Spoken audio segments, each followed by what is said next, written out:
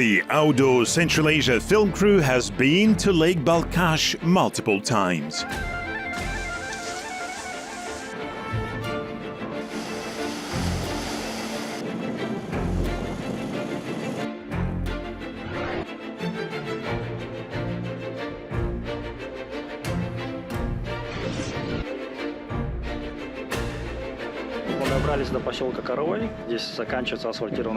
We have reached the village of Karaoy. This is where the coated road ends.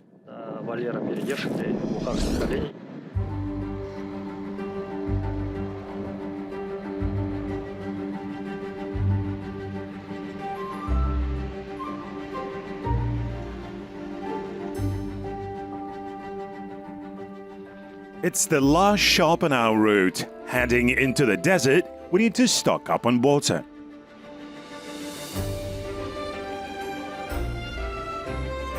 Many staff of the Ile Balkhash Nature Reserve live in Karaoy. This is also where the checkpoint camp, from which all research expeditions start, is located as well.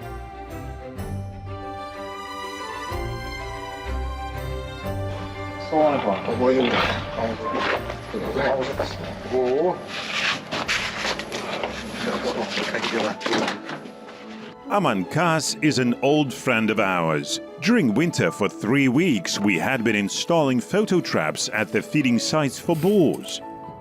Increasing their population is the first and very important phase of the Turan Tiger Reintroduction Project.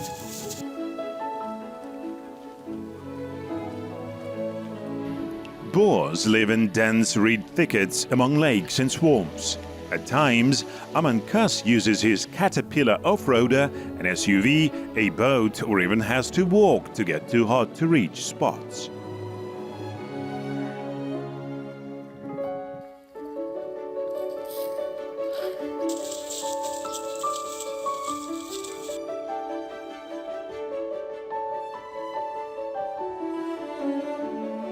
The village of Karaoy is located on the bank of the Naren Creek. Local soils are sandy, great for growing cucumbers, tomatoes and melons. Look at the nice apricot tree.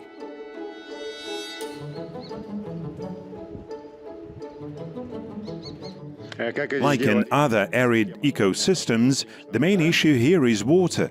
We need to use it efficiently, and drip irrigation systems are great for doing that.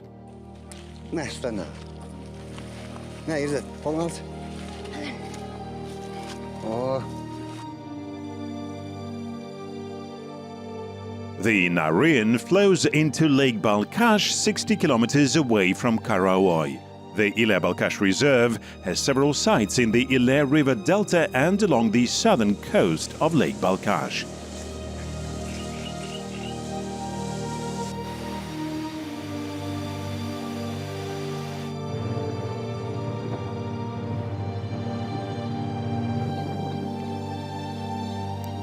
Two reserves were transferred under the reserve's management, Karaoy and Pre-Balkhash, with a total area exceeding 1 million hectares. The reserve's premises are divided into functional zones of different status. The conservation zone has the highest conservation level. Nothing can be done here except for research. Soft forms of tourism are allowed in the recreation zone. In the limited economic activity zone, everything is allowed that does not cause significant damage to wildlife. The Ile Delta represents a huge triangle with a height of 150 and base of 100 kilometers, the endless labyrinths of lakes, channels and islands. These wetlands are of global importance because this is where a lot of migratory birds take rest. Some of them even nest here, while the rest take breaks and recharge before long-distance migrations. A family of glossy ibises have settled on the bank of the Naren Creek. The Russian name of the bird, Karavaika, has apparently come from Kazakh. It is the distorted word Karabai, or black rich man in English. Kazakhs considered these birds as the messengers of material welfare. Interestingly enough, not only Kazakhs but even ancient Egyptians thought of ibis as a symbol of wealth and prosperity. Not without reason, the god Thoth was depicted with a long curved beak. Our expedition got really lucky. We not only saw the rare red-listed bird, but even got a unique chance to get rich.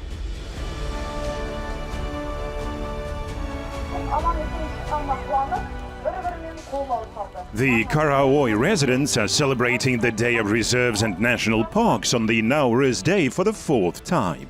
In short, it's called the March of Parks. Hundreds of thousands of conservationists from 200 countries around the globe participate in this global-scale nature protection action.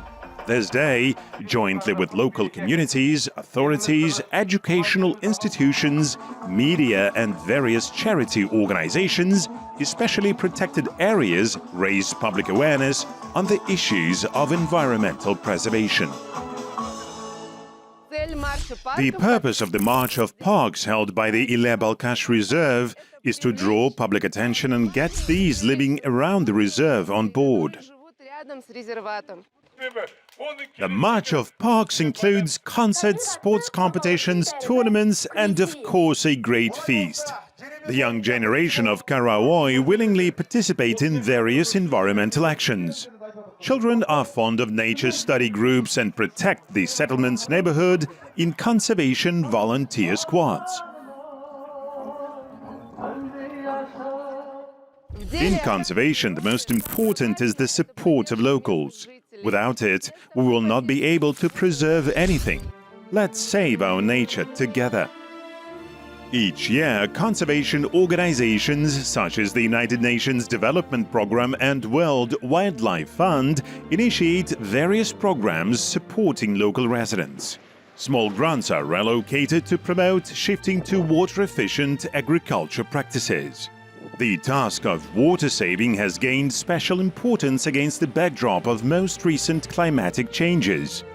Initially, locals were wary of the idea of reviving the Turan Taiga, but environmental education paid off, especially among young people.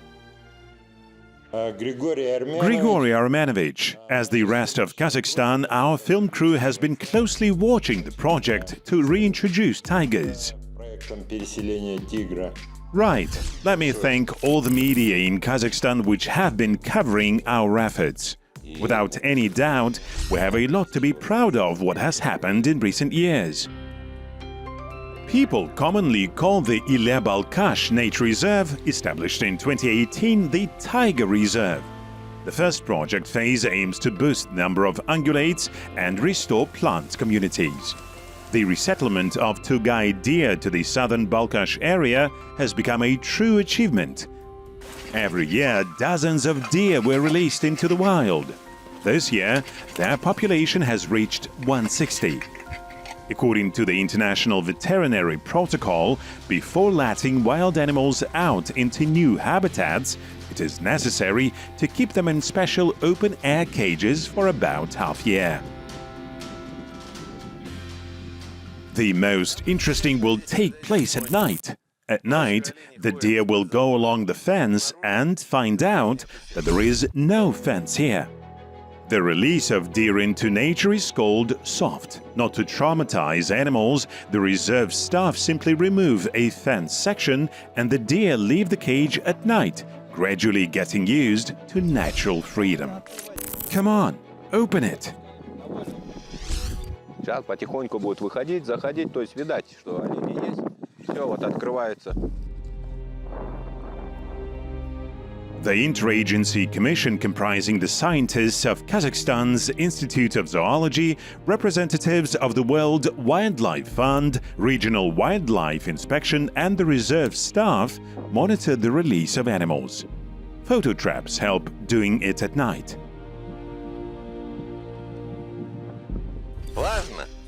It is important that now on the premises of the Ile-Balkhash Reserve, we already have a full-fledged population of Bukhara deer.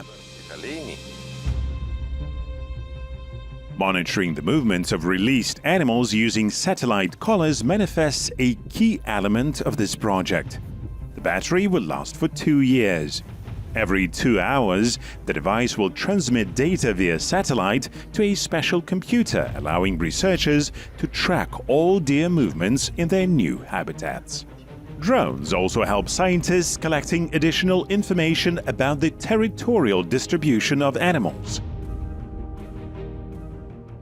Попробуй залететь вот Could you сюда try flying it into this section here? и маршрутно пройти. The remote sensing data allowed establishing that the Tugai deer have already spread as far as 100 kilometers from the release point. Восстановление оленя – это составная часть программы по реинтродукции. Deer population recovery is one of the components of the Tiger Reintroduction Project. We hope that similarly to the deer in several years, we will see the large striped cat comfortably settling down and taking root in the southern Balkhash area. Присоединится большая полосатая кошка. Along with deer, boars constitute the main prey of tigers. Once upon a time, countless herds of boars used to inhabit the jungles around Lake Balkhash. Their numbers dropped drastically due to excessive hunting. Nowadays, the boar population has been quickly recovering as these species are very prolific and highly adaptive. Подкармливать зимой кабанов – это очень важно. It is vital to give boars additional food in winter. The biggest problem is when young boars cannot find any food to sustain themselves. Этой подкормкой This year, we have procured about 100 tons of corn cobs. 100 тонн The кукурузы. efforts of the Ile Balkhash Nature Reserve staff in the course of the last 4 years allowed increasing the number of boars at least threefold. Численность кабанов как минимум в 3 раза. The resettled animals, including tigers, can bring along new infections as well as get infected by the representatives of local fauna. Thus, such projects usually include thorough veterinary research.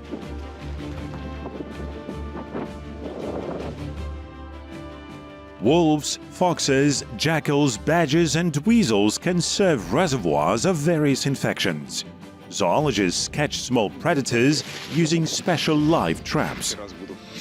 Ordinary mackerel available in stores will come as bait.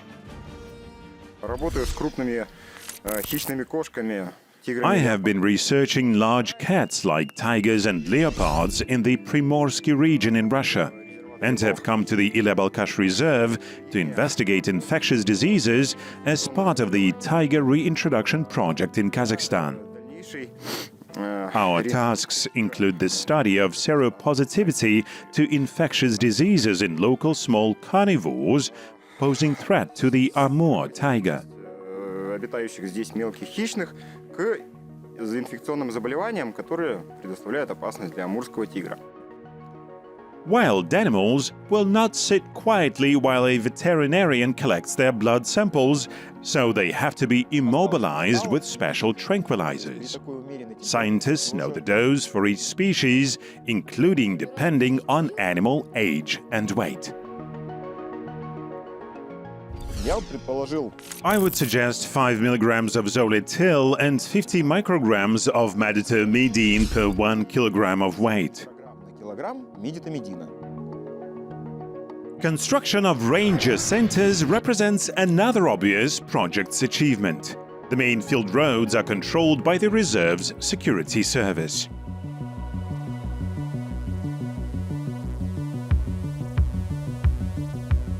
Goitered gazelles do not belong to the main prey of tigers. However, the reserve has been conducting systemic work to restore their population too. The ecosystem-based approach to the conservation of specially protected areas requires careful treatment of all animals living in a habitat. There are several factors critically impacting goitered gazelle populations: poaching, competition with livestock, and the presence of watering sites. Whereas the influence of the first two factors on the protected area can be considered as reduced to zero, the reduction of the number of watering sites requires extraordinary solutions. Together with our friend Aman Kas, we are heading deep into the reserve's grounds to fill the artificial watering sites at abandoned wells with water. Некоторые Some wells are protected with such concrete domes.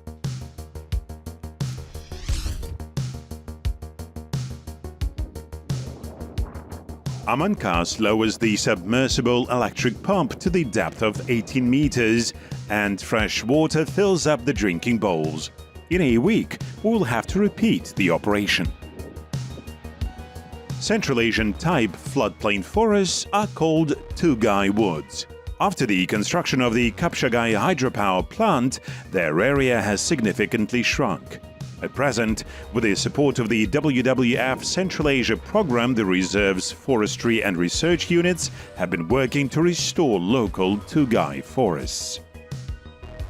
Here, the reserve's forestry unit has been conducting Asiatic poplar seed reforestation research. That is, growing seedlings for further replanting across the reserve's territory. How old they should be to be ready for open soil? Hopefully next spring, after they get at least 10 to 15 centimeters high. Aybek Baybulov has been experimenting with different reforestation technologies. This installation, for instance, uses night dew. Whereas purple willow and oleaster easily take root almost anywhere where there is water nearby, poplar cultivation is much more difficult. Preserving the existing poplar groves is a priority. I think both the natural and anthropogenic factors play a role here. The falling water level in Lake Balkhash only aggravates the situation. It's a huge risk. If we keep on losing Balkhash, the gorgeous poplar woods may shrink even more or disappear completely. Our expedition stops for the night in a poplar grove. It's great spending a night in a poplar forest. The air is so nice and cool, although the mosquitoes and wild boars are an issue. Tent mosquito nets are enough to block mosquitoes. As to boars, last time I had my dog friend Belly with me. He would heroically ward them off all night long and wake me up at times. They were roaming around the camp but didn't cause any serious problems. Floodplain fires remain an extremely dire threat to Tugai forests. The reserve has set itself the task of creating an effective fire prevention and extinguishing system. Collaborating with local communities once again is most effective in this regard, as it is much easier preventing a fire than putting it out. The expert team designing the reserve's firefighting system will complete the work soon. The reserve's inspectors and rangers are doing their best to protect the premises from fires, and if they occur, extinguish them. Unfortunately, Tugai floodplain fires are extremely fast, intense and dangerous. In addition, the landscape inside the reserve is quite complex, and there are very few roads. Fires often occur in hard-to-reach places. Together with the World Wildlife Fund, we have been implementing a project to build the reserve's fire prevention and extinguishing capacities. Among other things, the project allowed designing a system of fire prevention mineral strips, allowing to localize fires, procuring special equipment and tools, as well as conducting thematic trainings. We hope that these measures will help coping with this ominous threat. Our film crew will continue following the project on reviving Kazakhstan's tigers. There are also plans to bring back kulans to the southern Balkhash area. We hope to take part in this initiative as well and share it with our audience, of course. Now, our expedition is ending, as it's time for us to return home. Stay tuned for missions to no less fascinating corners of Central Asia.